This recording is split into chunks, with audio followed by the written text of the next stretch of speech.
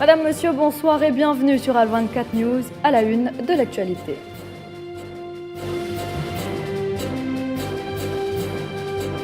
En Palestine, le statu quo sur l'esplanade des mosquées dangereusement menacé.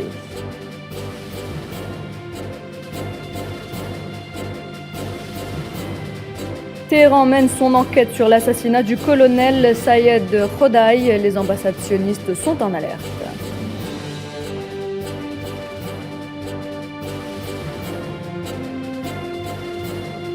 Joe Biden en visite au Japon. Le président américain lance des messages forts à Moscou et Pékin.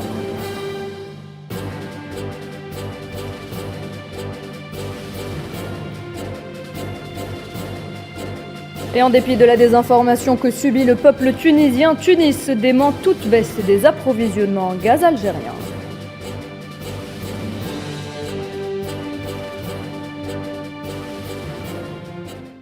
Nous le disions à l'instant, les agressions de l'entité sioniste se poursuivent dans les territoires palestiniens pour maintenir l'oppression sur le peuple palestinien. Aujourd'hui, c'est le statu quo sur l'esplanade des mosquées qui est dangereusement menacé.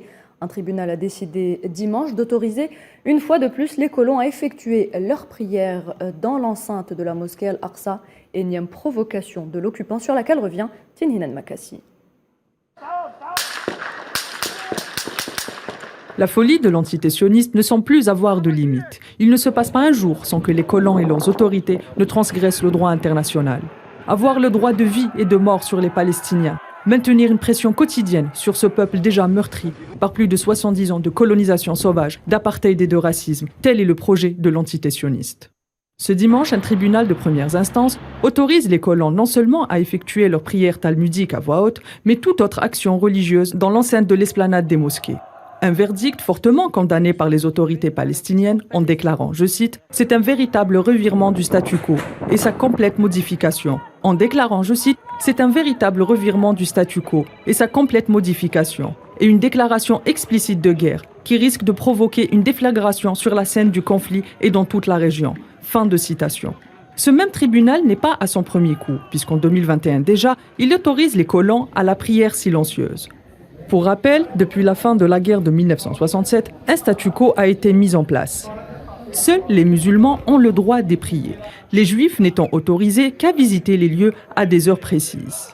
À noter que l'administration de l'esplanade des mosquées est sous responsabilité jordanienne.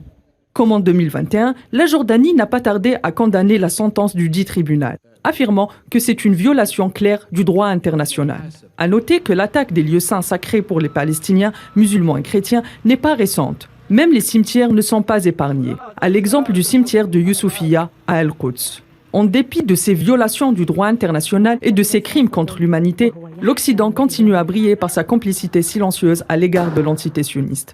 Une délégation de représentants des Nations Unies, composée des ambassadeurs d'Australie, de Bulgarie, de la République tchèque et du Brésil, a pris part à la manifestation organisée comme chaque année à New York, en soutien à l'entité sioniste, aux côtés du maire et du gouverneur de la ville, comme si l'agresseur avait en plus besoin de soutien.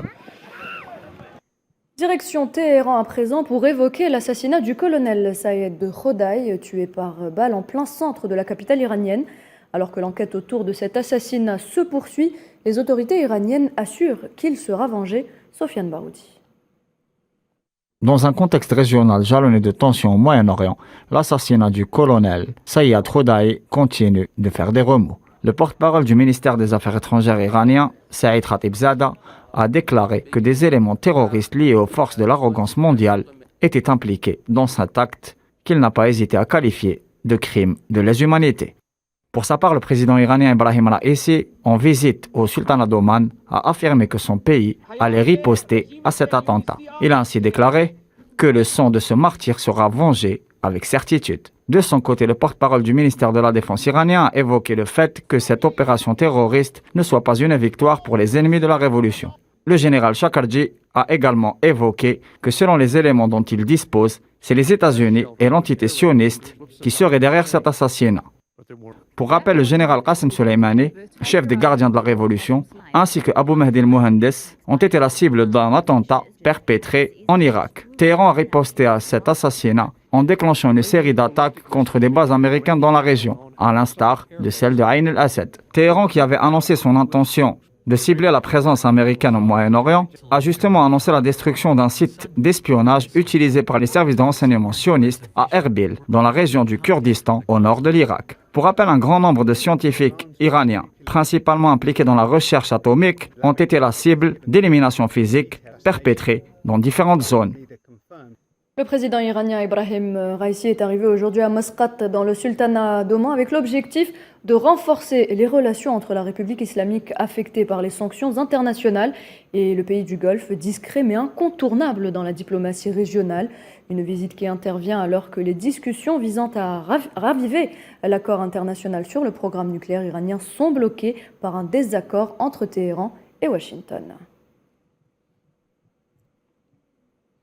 À propos des États-Unis, le président américain Joe Biden est au Japon. Le président américain s'est entretenu avec le premier ministre japonais Fumio Kishida au sujet d'un nouveau partenariat économique. Ils ont également discuté des conflits brûlants du moment, l'incontournable conflit en Ukraine, ainsi que l'île de Taïwan. Biden s'est également engagé à soutenir l'adhésion du Japon au Conseil de sécurité de l'ONU, selon le premier ministre japonais. Joe Biden qui s'en est également pris violemment à Pékin et Moscou en multipliant tout d'abord les mises en garde à la Chine. Le président américain a adopté un ton ferme à l'égard de Pékin, réaffirmant vision commune avec le Japon d'un Indo-Pacifique libre et ouvert et disant s'être mis d'accord pour surveiller l'activité navale chinoise dans la région où la Chine montre des ambitions croissantes. Joe Biden s'est également adressé à la Russie, affirmant que le pays doit payer un prix à long terme pour son opération militaire en Ukraine. Karim Bouaziz.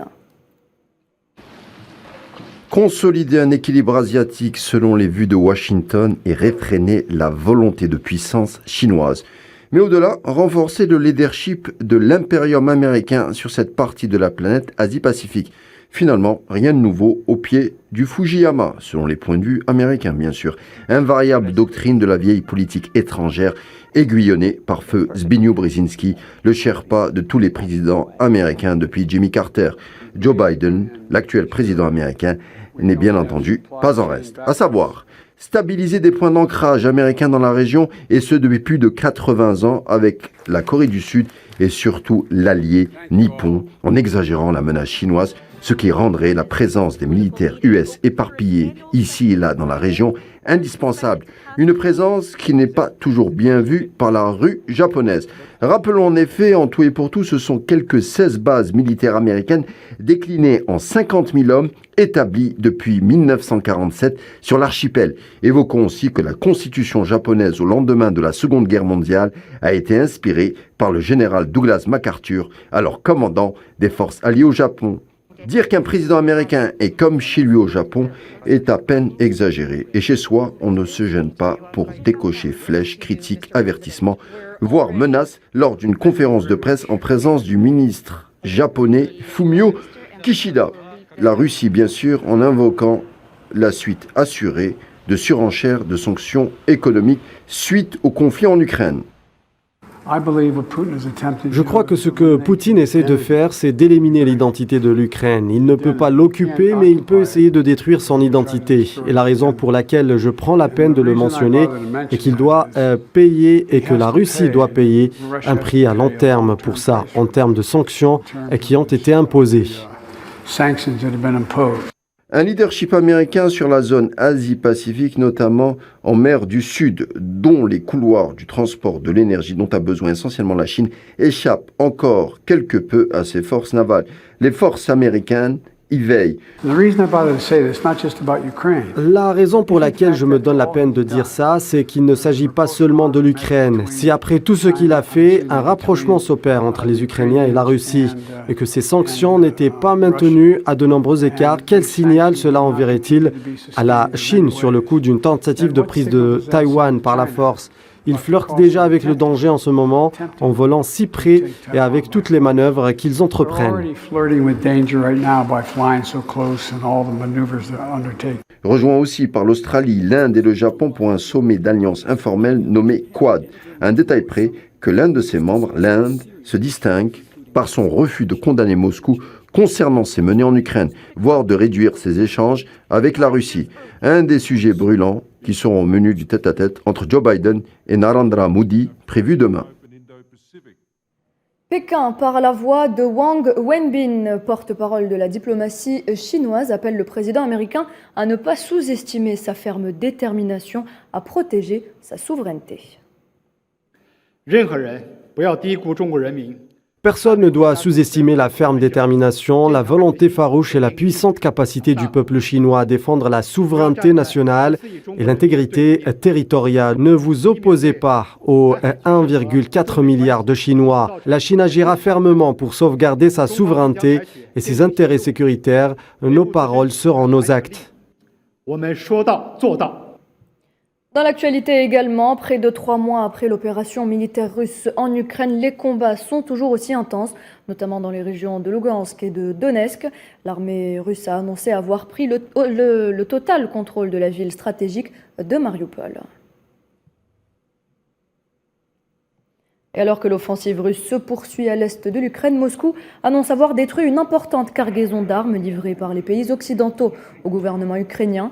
Ces équipements fournis par les États-Unis et des pays européens ont été cibles de missiles calibre à longue portée de haute précision lancés depuis la mer près de la gare de Malin dans la région de Jytomyr. L'Organisation des Nations Unies s'alarme. Le monde compte désormais plus de 100 millions de déplacés. C'est la première fois que le nombre de personnes ayant fui un conflit franchit cette barre symbolique. Et le conflit russo-ukrainien a aggravé une situation déjà préoccupante selon le Haut Commissariat des Nations Unies pour les réfugiés. Tout autre chose à présent, 193 millions de personnes dans le monde sont menacées de famine. Les chiffres des Nations Unies révélés récemment tirent la sonnette d'alarme. Plusieurs facteurs sont incriminés, notamment la sécheresse, mais aussi le conflit en Ukraine. Sohila Kilal. La situation alimentaire mondiale est inquiétante. Les institutions internationales s'alarment. La famine frappe de plein fouet certains pays. La crise est à son comble. Les Nations Unies estiment une hausse de 40 millions de personnes en insécurité alimentaire entre 2019 et 2021. La Corne africaine, en proie à une terrible sécheresse, reste l'une des régions les plus touchées, où 20 millions d'âmes connaissent un niveau exceptionnel de manque de nourriture, se situant à seulement un pas de la famine. Selon Thomson Ferry, porte-parole du Programme alimentaire mondial, l'organisation fait face à une grave pénurie de fonds. Cette situation rend très difficile l'apport d'aide aux pays dans le besoin. Conséquence, la réduction drastique des rations distribuées devient donc une nécessité. Cet état d'urgence résulte d'un cumul entre conflits et pauvreté, ajouté à une vague de sécheresse sans précédent. Sans oublier les conséquences du conflit en Ukraine, notamment la forte hausse des prix des denrées alimentaires, du carburant et des engrais. Ces derniers ont mené à une sévère perturbation des chaînes d'approvisionnement du PAM. Le Programme alimentaire mondial lance un appel à financement de 473 millions de dollars sur les 6 prochains mois, dans l'espoir d'y remédier. Il y a 6 ans, une mobilisation humanitaire précoce avait permis d'éviter le pire en Somalie. Alors qu'en 2011, 260 000 personnes, dont la moitié des enfants de moins de 6 ans, ont péri en raison de la famine. À noter que le dernier montant débloqué par Washington pour financer la guerre en Ukraine s'élève à 40 millions de dollars. De quoi ne plus faire de la famine un problème mondial, ne serait-ce que pour un temps. Et après 2 éditions annulées en 2021 et 2022 en raison du Covid-19, la 51e réunion annuelle du Forum économique mondial de Davos a débuté dimanche dans les Alpes suisses. Un rendez-vous qui se concentre sur l'évolution mondiale post-Covid, l'inflation qui pèse sur l'économie mondiale, mais aussi le spectre de la crise alimentaire. Direction le Sahara occidental à présent, le président Brahim Rali, secrétaire général du Front Polisario, a procédé aujourd'hui à un vaste mouvement dans le corps diplomatique portant sur la nomination de nouveaux ambassadeurs et directeurs centraux au ministère sahraoui des Affaires étrangères et représentation de la RAST à l'étranger.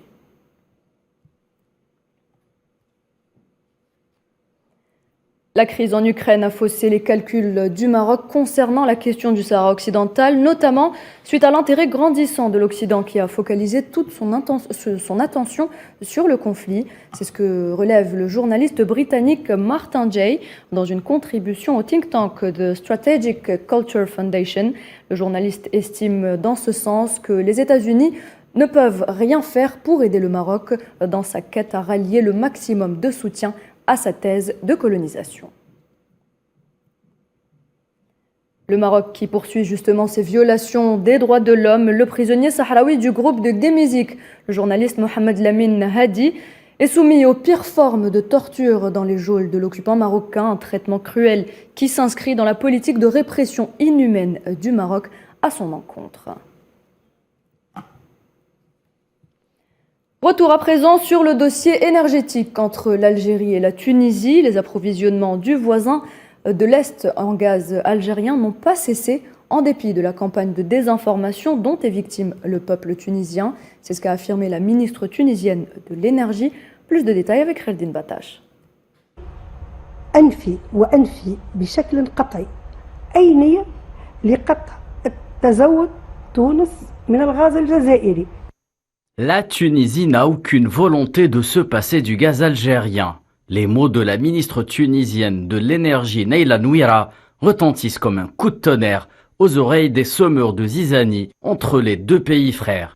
La première responsable du secteur énergétique en Tunisie a choisi de tordre le cou aux rumeurs insistantes selon lesquelles l'Algérie aurait refusé d'approvisionner son voisin de l'Est en gaz naturel.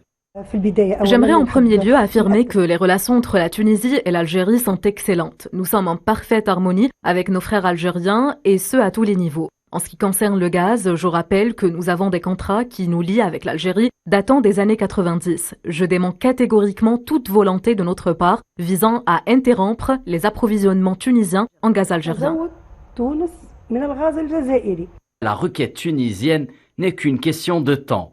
Un temps nécessaire à régler les derniers détails techniques avant prise de décision de la part d'Alger. La ministre a par ailleurs insisté sur les liens fraternels liant les deux pays frères, ainsi que leurs engagements contractuels en matière d'énergie.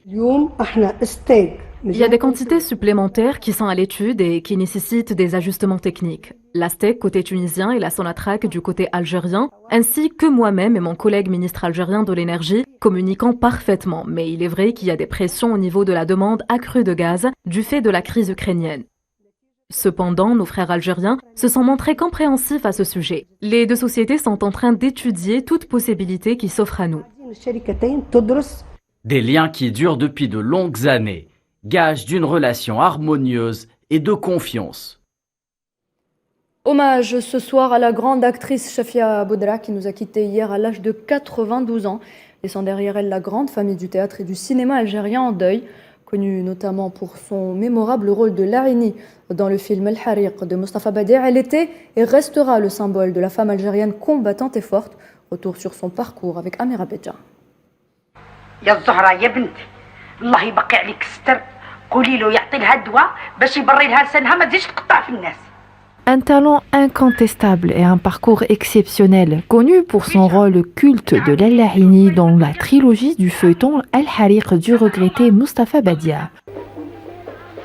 Pendant une carrière de plus de 50 ans, Chafia Boudra avait aussi joué dans plusieurs projets cinématographiques. En 1985, le film Le thé à la menthe du réalisateur Abdelkrim Bahloul, ou dans le cultissime film Une femme pour mon fils de Ali Ralem en 1982, ou encore dans le chef-d'œuvre Leïla et les autres de Sid Ali Mazif, sorti en 1977.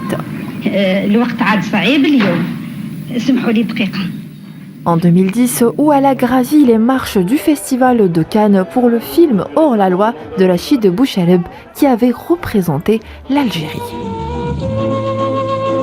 L'histoire du cinéma et de la télévision algérienne gardera à jamais l'image de celle qui a brillamment incarné le rôle de la mère.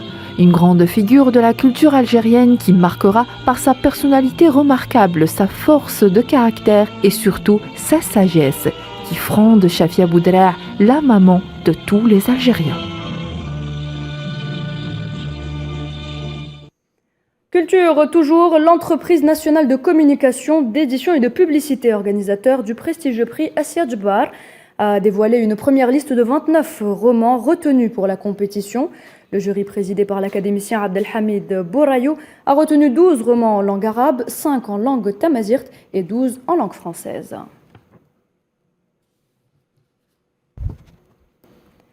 Et puis un mot à propos de la situation sanitaire. Après le Covid-19, c'est une nouvelle maladie qui a fait son apparition et elle inquiète les scientifiques. Il s'agit de la variole du singe. Elle se propage de plus en plus vite dans certains pays. Quotidiennement, plus d'une quinzaine de pays sont touchés. Un peu plus de détails sur cette maladie avec Naila Hamouda.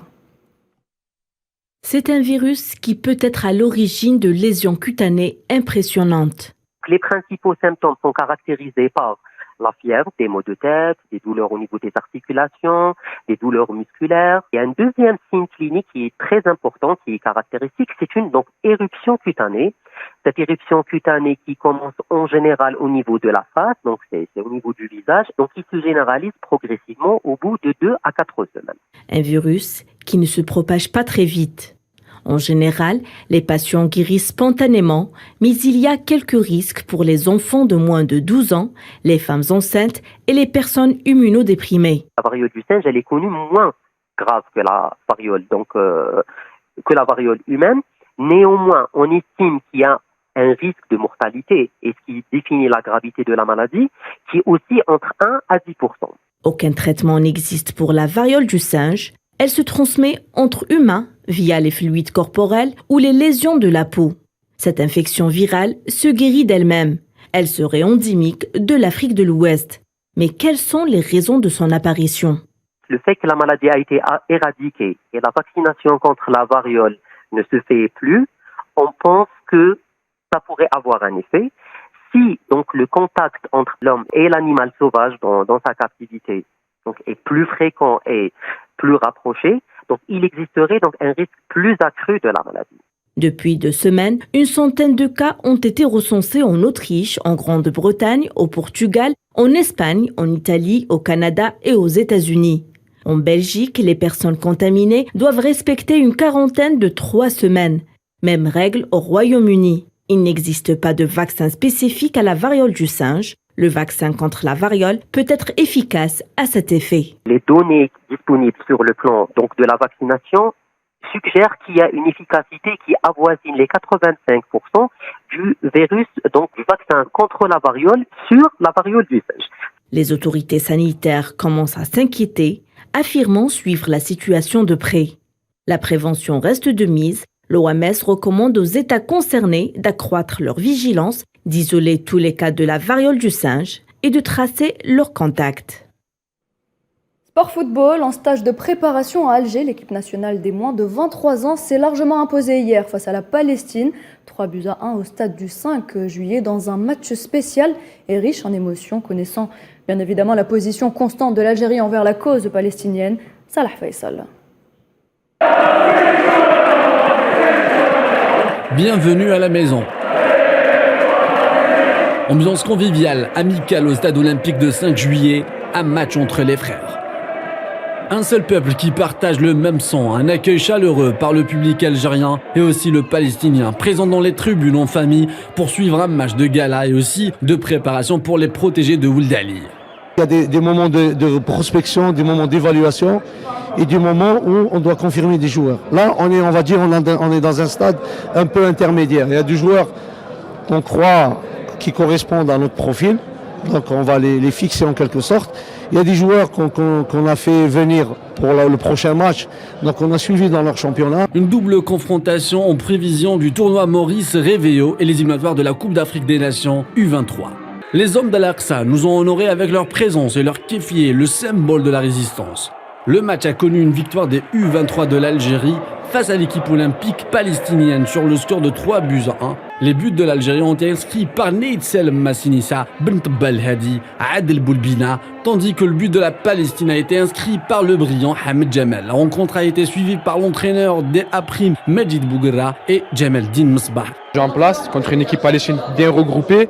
On sait qu'ils ont eu un long trajet, qu'ils n'ont eu qu'une séance d'entraînement, donc On a gagné ce match, mais on a un deuxième match aussi à jouer, donc on va le préparer comme il se doit pour confirmer cette victoire, on va dire. Un deuxième match est prévu entre les deux équipes le 25 mai, un match où le fair play est déjà garanti. Les protégés de Olderlier effectueront un dernier match amical ce mercredi face au même adversaire afin de peaufiner les derniers réglages avant de se rendre dans les Bouches-du-Rhône, dans le sud de la France, pour participer au tournoi Maurice Révélo qui débutera le 29 mai prochain. Et puis football toujours, la dernière journée de la Première Ligue restera gravée dans les mémoires du football anglais. Un scénario incroyable au terme d'un finish fou, mené par 2 buts d'écart à un quart d'heure de la fin face à Aston Villa. À l'Etihad Stadium, Manchester City a réussi à retourner la situation en 6 minutes, s'offrant son 8e titre en Première Ligue, le 4e pour Riyad Mahrez. L'Algérien égalise ainsi Didier Drogba au panthéon des joueurs africains les plus titrés dans le championnat d'Angleterre. Et outre l'Angleterre, le titre de champion d'Italie s'est décidé lors de la dernière journée entre les deux rivaux lombards, l'Inter et le Milan AC, qui a remporté le 19e Scudetto de son histoire après une longue attente. Ismaël Benasser devient ainsi le meilleur joueur algérien de l'histoire à remporter un titre de champion d'Italie. Et justement, pour revenir sur le rôle de Ismaël Benasser au sein du Milan AC, je vous propose d'écouter Johan Crochet, spécialiste de la Série A. Et puis, il y a 2 buts très importants de Ismaël Benasser cette saison en championnat. Un but à Bologne, alors qu'il y avait 2 partout, et que Milan allait vers un résultat décevant, un 2 partout à Bologne. C'est lui qui met un but d'une frappe à l'entrée de la surface, une reprise de volée du gauche, et qui permet à Milan, dans les 5 dernières minutes, de prendre l'avantage. Et puis à Cagliari aussi, un match très important au mois de mars, où Milan était un petit peu moins bien déjà dans les résultats. Eh bien, c'est lui, sur une demi-volée de l'extérieur de la surface, qui donne le seul but du match à Cagliari. Et ça, c'est un match qui a été très, très important, un match qui a compté dans cette saison. Donc, c'est vrai que Ismaël Benasser, aujourd'hui, est un membre très important de l'AC Milan. On voit un joueur qui est très sincèrement très à l'aise avec le ballon. C'est absolument pas une surprise. Qui mentalement est aussi en train de passer un cap. Et ça augure pour lui de très belles choses pour le futur. Et c'est la fin de cette édition. Merci de l'avoir suivi. Tout de suite, la météo avec Amel Améziane Zitouni. Très bonne suite des programmes sur L24 News.